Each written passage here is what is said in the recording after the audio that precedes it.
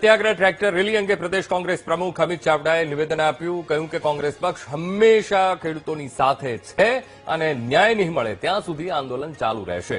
ગાંધીનગર શું માત્ર નેતાઓ અને અધિકારીઓનું છે? આ સવાલ પણ કર્યો. સાથોસાથ ખેડૂતોને રોકવા પોલીસે ઘેરાબંધી કરી લીધી છે. સરકાર કે પોલીસ ખેડૂતોને રોકી શકશે નહીં.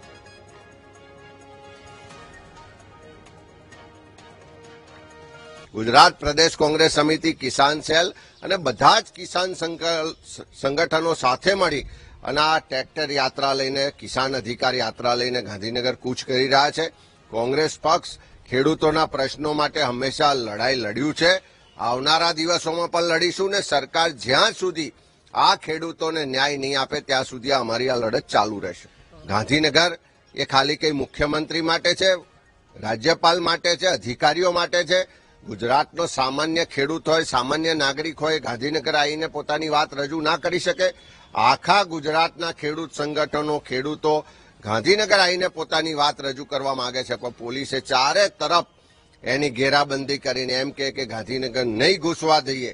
પણ આ ગાંધીનગર ગુજરાતના લોકોનું